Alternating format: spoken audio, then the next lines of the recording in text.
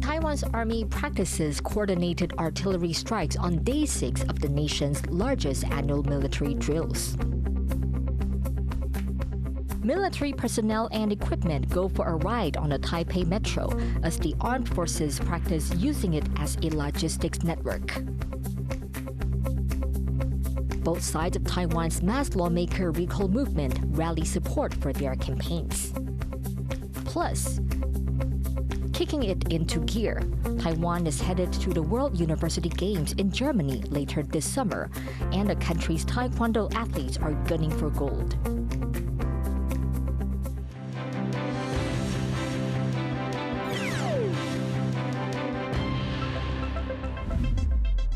A warm welcome to TaiwanPlus News. I'm Betty Chan.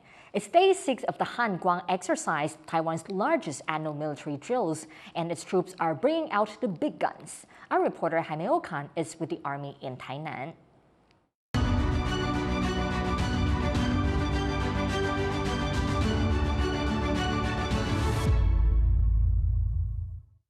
Soldiers, vehicles, and heavy artillery are dug in here in the southern city of Tainan as Taiwan's military practices how to repel enemy forces that are about to come onto shore. These army units have deployed roughly 10 kilometers from Taiwan's coast, using temples as a makeshift base and this field as a firing range. The military is making sure its artillery crews can work together and engage a simulated enemy with coordinated fire. 我们现在看到的这个部分是只有5、6次旅，那还有其他单位会在同一时间实施射击。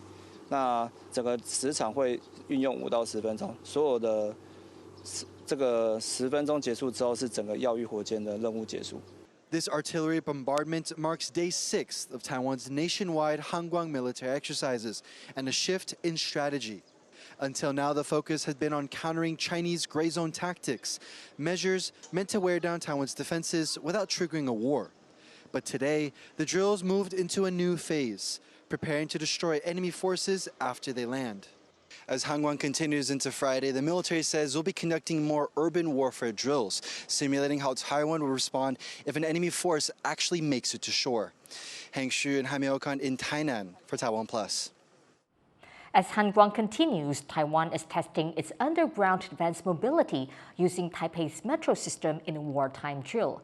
Experts say it's a necessary part of the city's defense plan, but it's also a stark reminder that real war could blur the lines between civilians and fighters. Ellen Lu reports. Early on the 6th day of Taiwan's annual military exercises, soldiers practiced deploying using Taipei's metro system. The joint drill involves military police, the army, and Taipei's government working together to move troops and equipment during wartime. Defense analysts say using the city's underground metro is more discreet, helps protect forces from airstrikes, and could be faster by avoiding road traffic. 更重要的是，如果这个时候捷运系统部分还能够运作的话，车辆还能够通行的话，它其实也移动的速度跟人员跟物资的装载量其实也不小。Monday's drill saw military police travel from Shandao Temple Station in central Taipei to Longshan Temple Station in the west, deploying in the quiet neighborhood streets nearby.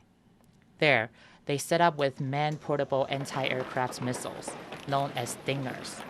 It's a stark reminder that a real war with China could blur the lines between civilian and military targets. Experts say using the metro this way would likely only happen once an open war had already begun.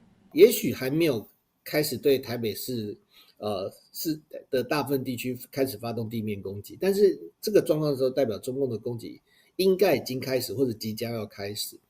所以在这个阶段，我相信我们的紧急命令甚至戒严都已经发布了。那一般来讲，就比较不会再出现这个大量的市民使用捷运做日常交通的这种状况。The same experts wants Taiwan to build certain safeguards into its transportation infrastructure, improving its survivability in an attack. 如果在战时可能因为电力系统受损，那导致如果捷运没有办法正常运作的话，我觉得其实国防部也可以考虑啦，就是国防部其实大可自行制作一些可以在捷运轨道上行动的一些小型的一些运输的车辆。As the Han Kuang exercises continue through the week, people in Taiwan may be forced to face an uncomfortable truth that a war with China could put civilians as well as the military on the front line. Patrick Chen and Ellen Liu for TaiwanPlus. Defense Minister Wellington Koo has visited 3 soldiers injured in Taiwan's annual Han Kuang military exercise taking place across the country. The troops were in a military vehicle that hit a curb during a mission in southern Taiwan on Saturday, causing minor injuries. They were taken to the hospital and are in stable condition. Theirs was one of multiple accidents during this year's drills. Last week, a military truck on its way to the drills in Nantou ran over a motorcyclist who suffered minor injuries. That same day, artillery vehicle in Taoyuan hit several parked cars. Taiwan is 2 weeks away from a recall vote that could shift the balance of power in the country's legislature. The main opposition Kuomintang, which has dozens of seats at stake, mobilized extensively over the weekend. On the other side, pro-recall campaigners were also out in full force, looking to secure backing for their cause. Leslie Liao has this report. Rally cries for a peer. Heavyweights from Taiwan's main opposition Kuomintang take to the stage to support lawmaker Li Yanxiu, who is one of 24 KMT legislators facing a recall vote on July 26th. Standing alongside Li are Legislative Speaker Han Kuang, Party Chair Eric Zhu, and Taichung City Mayor Lu Xiuyan. Lu's presence here is significant. She's a rising star in the KMT, and over the weekend, she was called upon to rally for 6 lawmakers in 3 cities, all of them facing recall votes. 非常不负责任的执政党，非常不适任的总统，搞罢免的力气，搞罢免的经费，为什么不带着这些人去救灾呢？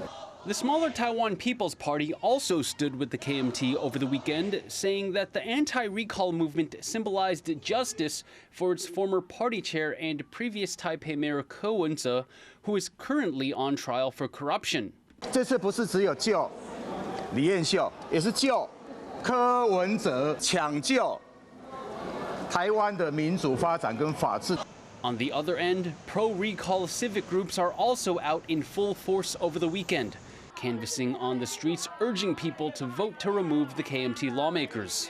选区内各个市场很多的这个陆战的活动，那每个活动大概我们都是志工自愿去报名，那每个地方大概会有8到10个志工一起参与。 This was the penultimate weekend before the big vote. With the country's biggest ever recall elections coming in 2 weeks, the campaigning is reaching a fever pitch. Eason Chen and Leslie Liao for TaiwanPlus. A county councilor from the ruling Democratic Progressive Party has survived a recall vote against her. 到现在看起来应该是宣告失败，那也就是说他们的恶霸呢是没有成功的。对于说这些反对玉林的乡亲呢，玉林也会深切的来检讨。 More than 12,000 people voted in support of removing Chan, which is about twice the number of people who voted against. However, the favorable votes fell short of the threshold for a successful recall. While the DPP celebrated the win, the main opposition Kuomintang was quick to point out only a relatively small number of people voted in favor of keeping Chan. It says this signifies dwindling support for the ruling party. 票数所凸显的是陈玉玲所得到的投票率，也不过代表着民进党，代表着赖清德，也将近只有1成。Chen is the only DPP politician facing a recall vote this summer, while the seats of about 24 KMT legislators are at stake. Taiwan's Fisheries Agency says it has an action plan to ensure the rights of migrant fishers. That's in response to a recent CNN report on abuses against those employed on Taiwanese distant water fishing boats. The report cited a case of a fisher who was denied timely medical care and lost 2 fingers. Other cases included a death at sea where the captain refused to return to port, and examples of wages going unpaid for well over a year. The agency expressed concern over the cases raised by CNN and said further investigations may be needed. Since 2020, the U.S. Department of Labor has blacklisted Taiwan's distant water fishing industry for showing signs of forced labor. 3 firefighters and 12 workers were hurt at a major fire at a battery factory in southern city of Kaohsiung. The early morning blaze sent up plumes of toxic smoke, prompting officials to warn nearby residents to close their doors and windows and remain inside. Authorities said the fire was difficult to control as lithium and other battery components are highly volatile.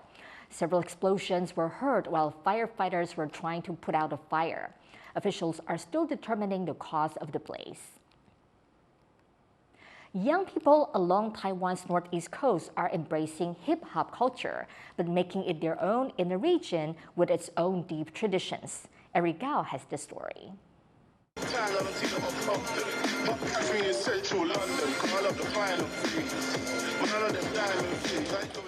These breakdancers are part of a wave of hip-hop culture that's spread all across Taiwan. But these aren't your typical b-boys. They're part of a separate movement that doesn't just follow American styles. Rather, it pushes them in a strongly local direction.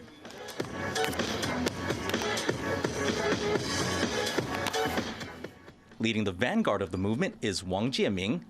His family didn't like it at all when he first got into hip-hop. But now he's made something of a name for himself, not just as a breakdancer, but as a mentor to many young people from miles around and as a proud representative of his home, Yilan County on Taiwan's northeast coast.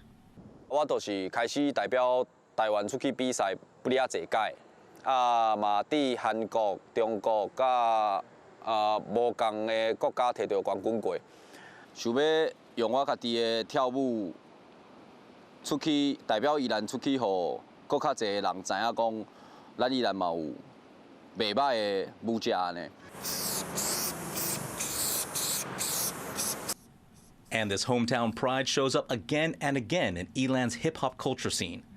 The Yilan Street Art Association is a graffiti collective that's also very proud of where it comes from. Though its members take their inspiration from Western street art, they've made a name for themselves spray painting motifs and scenes based on local folk culture. Wang knows these young people and helps find them spaces that want murals with these traditional designs. 王建民有当时就较侪庙有熟悉，有庙嘛有要转型啊。像苏澳静安宫，我就是用我的方式去甲妈祖啊、千里的顺风耳啊、龙凤加庙宇元素的物件放去顶馆。And Yilan pride goes right through the local rap scene too.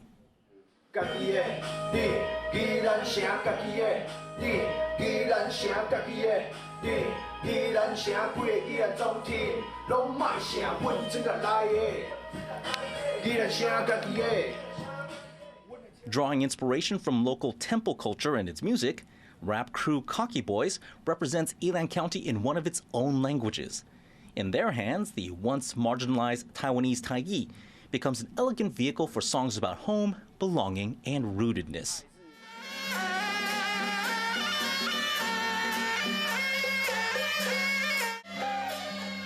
像中国他们有国风、古风啊，那 hip hop 这种东西啊，讲美国，它本来就是他们自己的东西。但是台湾好像还没有真的说，有完全属于自己的嘻哈。你就思考是不是，如果跟北管结合，会不会创造出台湾自己的音乐？ This crew thinks it's found the answer. Yes. Yes, they can. It may not have a local origin, but in Yilan County, U.S. street culture has taken on a new guise, with young people from around the region adapting and reshaping foreign elements into something deeply rooted in the local landscape. Ryan Wu, John Van Trieste, and Eric Gao for TaiwanPlus. Conservation groups across Taiwan are working to protect a migratory bird species as it breeds. Little terns arrive in Taiwan every spring for their mating season after spending the winter in Australia. Conservationists have set up electronic fences around the birds to prevent stray dogs from getting close. The little tern is a protected species in Taiwan as their numbers have been declining. Coming up after the break, after a successful showcase at last year's Paris Cultural Olympiad, Taiwan is sending its artists to Osaka, Japan to once again dazzle audiences abroad. More when we come back.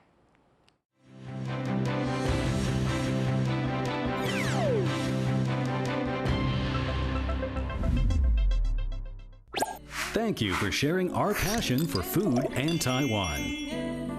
Veggie Island explores the vibrant world of plant-based cuisine. Wow, this is amazing. While Taiwan on the Rocks uncovers the stories and craftsmanship behind every sip. Have you ever tried Taiwanese beer? Are you ready to taste even more of Taiwan? In the face of adversity, the power of truth.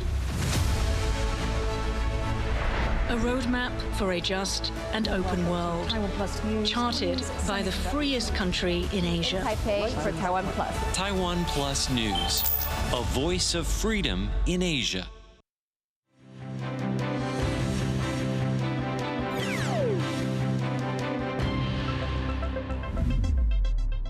Welcome back. You're watching TaiwanPlus News.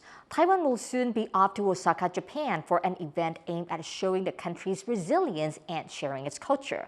Our reporter Sandy Chi has the details. Taiwan is ready to showcase its talents and culture on the world stage at We TAIWAN, an event held alongside Expo 2025, a world fair in Osaka.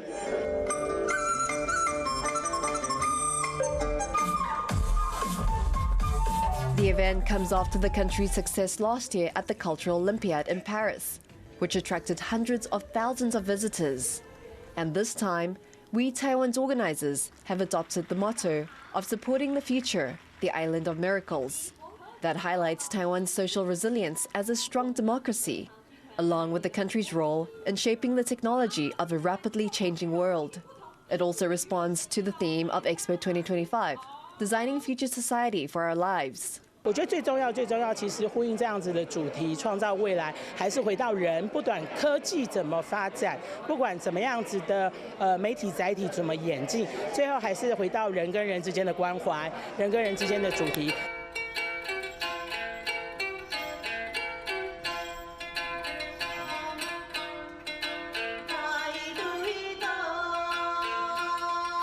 We Taiwan will kick off on August 2nd and run through August 20th. With around 500 contributing artists delivering everything from tech-infused dance performances to VR showcases, films and literature. There will also be exhibitions and markets held at several venues across Osaka.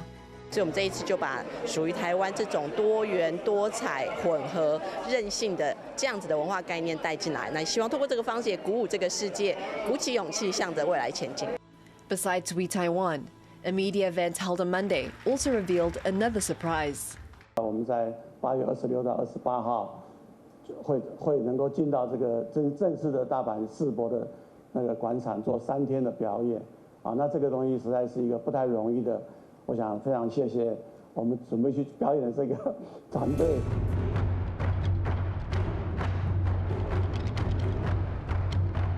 9 groups of performers will take the stage to express the Taiwanese people's gratitude toward heaven, earth and spirit, as well as their deep love for life. Now, with preparations in full swing, Taiwan is ready to showcase its culture in Osaka this summer. Klang Wong and Sandy Chi in Taipei for TaiwanPlus. U.S. President Donald Trump says that Ukraine will be getting U.S. Patriot missiles, signaling a shift in his administration's stance towards Russia. But the European Union is paying for it. We're not paying anything for it, but we will send it. It'll be business for us, and we will send them Patriots, which they desperately need, because Putin is really surprised a lot of people. He talks nice, and then he bombs everybody in the evening. So there's a little bit of a problem there, and I don't like it. Trump did not specify the number of Patriot surface-to-air missile systems to be delivered. The move comes after the White House announced a pause on weapons deliveries to Ukraine in early July. Trump's relationship with Russian President Vladimir Putin appears to have soured in recent months, with peace negotiations and planned ceasefires falling through. Trump is expected to make a further announcement on weapons deliveries within the next 24 hours. Australia says it will continue to uphold its Taiwan policy and support the status quo. That's after U.S. officials reportedly asked Quad member countries about their Taiwan invasion contingency plans. We support the status quo when it comes to Taiwan. We don't support any unilateral action there. We have a clear position, and we have been consistent about that. What's important when it comes to international relationships is that you have a stable, orderly, coherent position going forward. Australia does. We want peace and security in our region. We don't want any change to the status quo. Albanese made that comment while touring several Chinese cities, inking a deal to promote Chinese tourism in Australia. Meanwhile, Australian Defence Industry Minister Pat Conroy also said that Australia would not commit any troops in advance, in line with his country's general defence policies. Conroy also expressed concerns about China's military buildup, saying Australia wants a balanced Indo-Pacific region. The 2025 World University Games are around the corner, and Taiwan's Taekwondo team is out for gold. Our reporter Sandy Chi went to meet the athletes in training. Taiwan's Taekwondo athletes are gearing up to claim the top spot at the 2025 World University Games in Germany this summer. As one of the world's premier multi-sport events for university athletes, the competition offers a global stage, and Taiwan is ready to show what it's got. 目标一定是金牌，对，出国就希望可以把金牌带回台湾。我上次是拿第2名，所以第2次也是抱着期待的心情，然后觉得希望可以突破上一次的成绩，拿到金牌。At the last Games in Chengdu, China in 2023, Taiwan claimed 10 medals in Taekwondo, 6 silver, 4 bronze, but 0 gold, giving more motivation to these athletes to win the top spot this time. This year, athletes will compete in both combat and pumse, a choreographed routine that showcases Taekwondo's attack and defense techniques. Coaches have high expectations for the athletes and say they have a better chance this time around, thanks to getting more resources. 状态更好，因为这次其实有那个运动科学运科中心，然后那边协助，然后还有营养师帮他们调配他们比赛的状况，抽血啊什么，他们都会去检查。Among the athletes, the combat team coach has high hopes for Liu Youying, calling her a potential dark horse. 我希望他们小看我一点，他们就感觉我好像还好这样，然后我就在突袭他们这样。你喜欢当黑马的感觉？对。 吓一下他们。It's been 6 years since Taiwan's Taekwondo team last stood at the top of the podium. Now they're more prepared than ever to reclaim that golden spot. Isenpan, Kusma, and Sanichi for TaiwanPlus. Oiled up and ready to get dirty, folk wrestlers in India have been grinding in the pit for centuries. And with some of them finding Olympic success, the ancient sport is attracting new audiences. Bryn Thomas reports.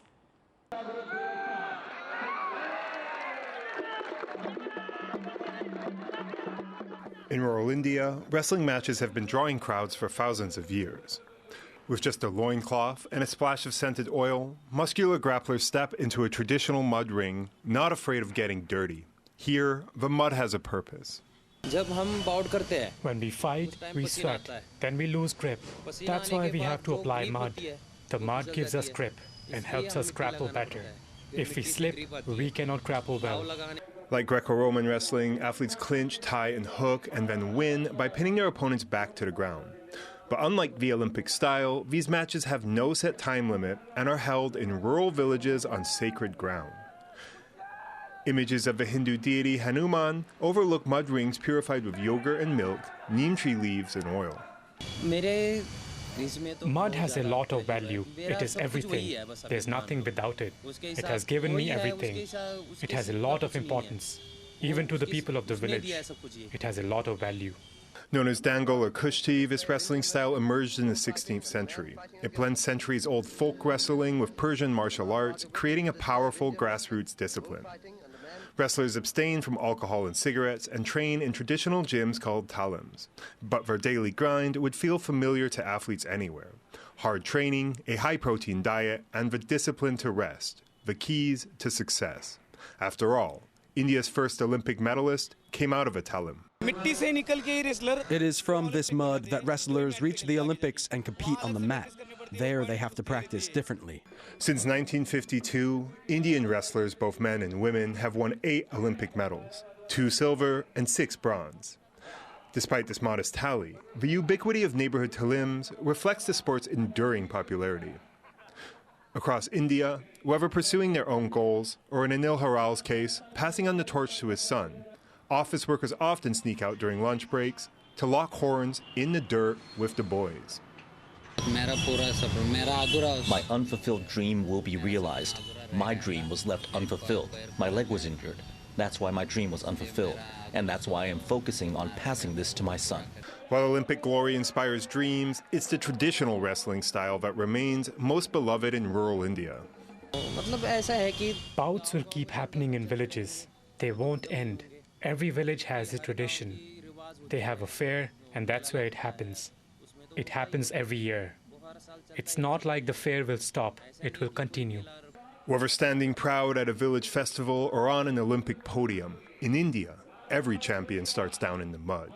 And every match keeps the tradition alive.